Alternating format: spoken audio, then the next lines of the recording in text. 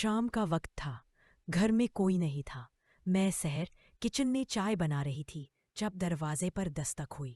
دروازہ کھولا تو سامنے کھڑا تھا عرفان، میرا کزن۔ 10 سال بعد واپس آیا تھا دبئی سے۔ وہی لمبا قد، وہی گہری آنکھیں، بس اب چہرے پر تھوڑی سی پختگی تھی۔ سحر؟ اس نے حیرت سے میرا نام لیا۔ عرفان بھائی؟ میری آواز خود بخود دھیمی ہو گئی۔ وہ اندر آیا۔ ہم دونوں ڈرائنگ روم میں بیٹھے۔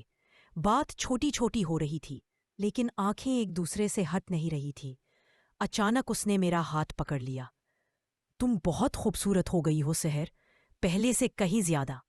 میری سانس رک گئی۔ عرفان بھائی، یہ کیا کہہ رہے ہو؟ وہ قریب آیا۔ اس کی سانس میرے چہرے پر پڑ رہی تھی۔ وہ جو کبھی نہ کہہ سکا، آج کہہ رہا ہوں۔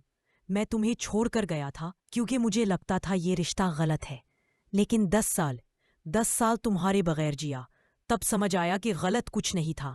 غلط تو یہ تھا کہ میں بھاگ گیا تھا۔ میں رو پڑی۔ تم نے مجھے اکیلا چھوڑ دیا تھا۔ میں مر گئی تھی اندر سے۔ اس نے مجھے گلے لگا لیا۔ اب کبھی نہیں چھوڑوں گا۔ اس کے سینے میں میرا چہرہ چھپا ہوا تھا۔ اس کی دھڑکن میرے کانوں میں گونج رہی تھی۔ میں نے آہستہ سے سر اٹھایا۔ ہماری نظریں ملی، اور پھر اس نے میرے ہونٹوں کو چھو لیا، نرمی سے، محبت سے، جیسے برسوں کا انتظار ایک لمحے میں ختم ہو گیا ہو۔ میں نے آنکھیں بند کر لیں۔ اس کے ہاتھ میرے بالوں میں، میری کمر پر۔ جب الگ ہوئے تو ہم دونوں رو رہے تھے۔ اب کیا ہوگا عرفان؟ میں نے خوفزدہ ہو کر پوچھا۔ اس نے میرا ہاتھ مضبوطی سے پکڑا۔ جو ہونا تھا وہ ہو چکا، اب بس تم اور میں، باقی سب دیکھ لیں گے۔ دروازے پر چابی کی آواز آئی۔ امی واپس آ گئی تھی۔ ہم فوراً الگ ہو گئے، لیکن ہماری آنکھوں میں اب وہ راز تھا جو اب کبھی چھپنے والا نہ تھا۔ شام ڈھل چکی تھی، ابھی شروع ہوئی تھی۔ امی اندر آئیں تو ہم دونوں سیدھے کھڑے تھے، جیسے کچھ ہوا ہی نہ ہو۔ ارے عرفان بیٹا، کب آیا؟